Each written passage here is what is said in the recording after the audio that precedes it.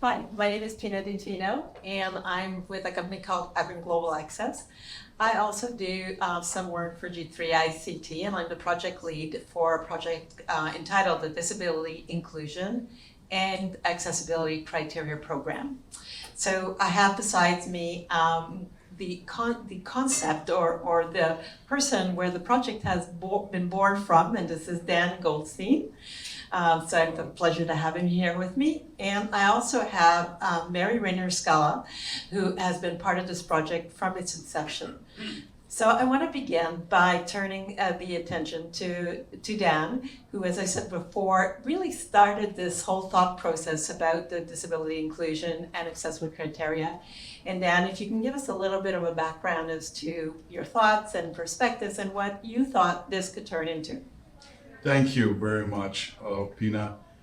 This idea was born around the time I was retiring from being the attorney for the National Federation of the Blind.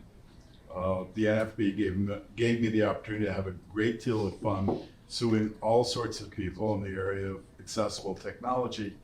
But I realized as I wound down that litigation alone was not an adequate tool to advance disability rights, and that what was needed was to give guidance to companies that do want to do accessibility, that do want to do inclusion, but don't know precisely what it is they should be doing to be proactive.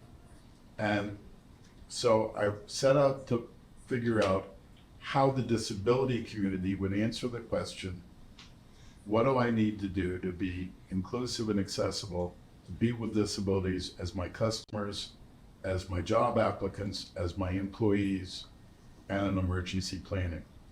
And went to all of the disability advocacy membership organizations like the National Federation of the Blind, National Association of the Deaf, United Spinal, Autism Self-Advocacy Network, and on and on. And at some conference that I was speaking at, poor Mary Rainer-Skala had to sit through my talk and came up to me afterwards and said, you're going to need a home for this. You're going to need certifications and trainings for consultants. You're going to need a website, all those things I hadn't thought of. And said the IAAP could be the home for this project. And it was agreed that the criteria themselves would be under the final say, exclusive control of a steering committee of disability rights groups. So this program is the disability community's answer to the corporate question, what do you need? Thank you, Dan. And this really, to me, it speaks to the nothing about us without us kind of mantra that has been circulating a lot as of late. And I think that it really allows the voice of the persons with the disabilities voice to be amplified in a way that it is their words, their perceptions, their thoughts, and really speaks to the impact that these changes within an organization, will have on them. Mary, Dan mentioned that, you heard his spiel back then, and you turned to him and said, we need to do all this, we need to get this out. But I'm curious to hear from you as to what you saw the value of this project would bring to businesses, given your own experience, having been in accessibility for many, many years, working with a number of vendors. So how did you see this evolve, and how do you see this add value to what's already up there? Yeah, thanks, Pina. I really felt like, coming from a vendor background of providing services for corporations and organizations, it felt to me like this was the kind of thing that didn't belong with a specific vendor. It belonged to an international association where you're bringing best practices to all organizations. And so I felt like it was a very exciting concept. And it is sort of part of a maturity model piece to it of really looking at your organization and figuring out how it is doing as benchmarked against something. And when Dan first presented it, he was presenting it as a benchmarking kind of process. And so I thought it was a really valuable piece to bring into a best practice kind of framework from an international association for accessibility, and I thought it was a perfect place for it to be. Well, that's great, and I think that you're right. I think having it in a place that everyone can access it rather than having to know which vendor to go to, I think is a great opportunity for more people to take advantage of this. We know that the disability inclusion criteria program, accessibility criteria, is supported by an online tool called a Navigator. And Navigator allows individuals that are members of the IAAP to go through the different criteria based on keywords or key topics. And it also allows individuals to seek out additional resources and lived stories that can support some of the work that we've done.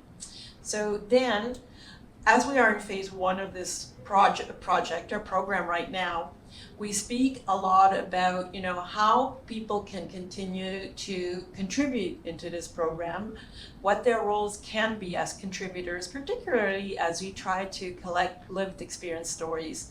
Can you talk a little bit about what you think are going to be ways where we can continue to engage the community to evolve this further?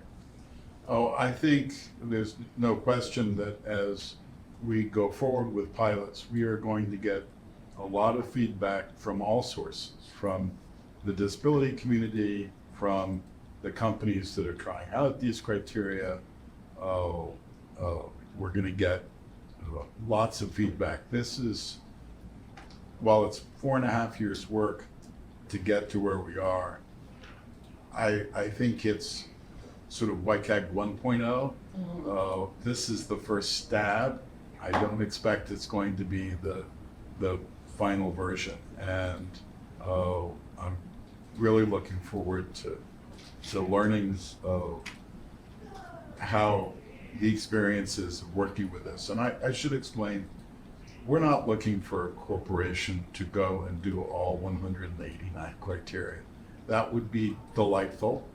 That would also, I'm 75, I might not be around to see the end of that, but it would be like trying to eat a 30-course meal at one setting.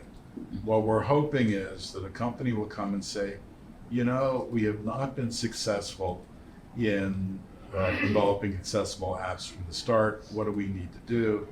And look at the criteria that address that. And one of the wonders of the Navigator tool that you described is it's not only going to tell you the steps in terms of building accessibility into technical requirements and design standards, it's also going to tell you that you need to put accessibility responsibilities in job descriptions and performance reviews and have reporting up to the top of the progress that's being made.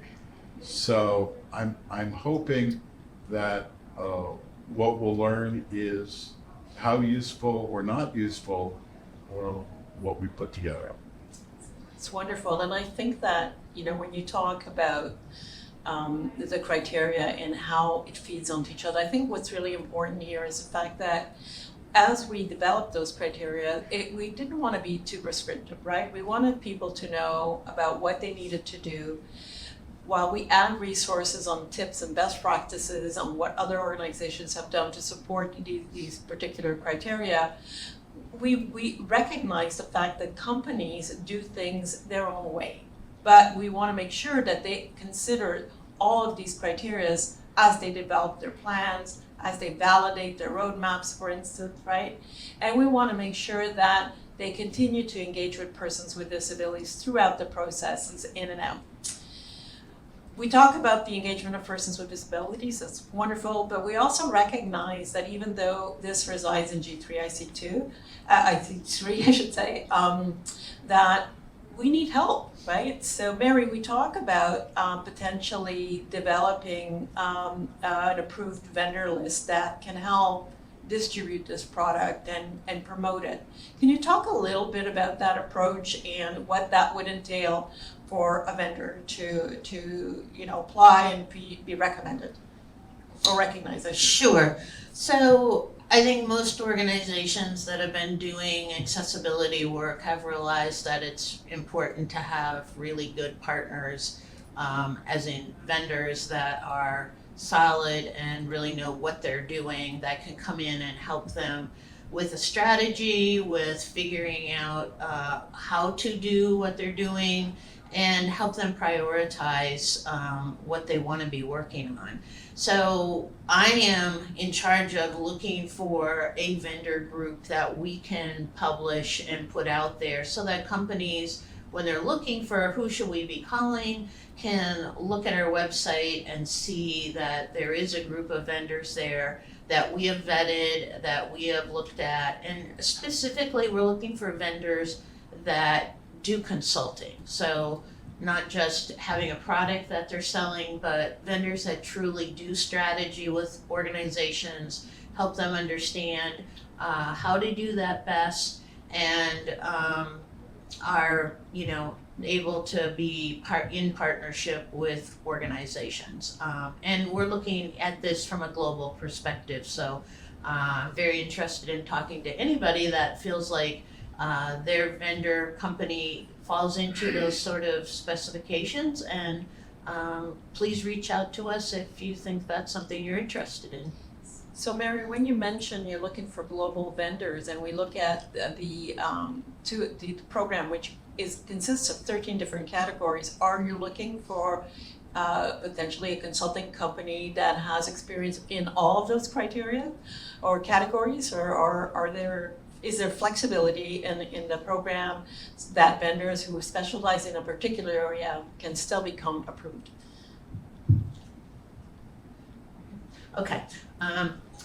Yes, it's probably unlikely that there is a vendor that does every part of our Navigator tool. So we're specifically looking for vendors that can consult in part of the areas or certain areas, and that's perfectly fine.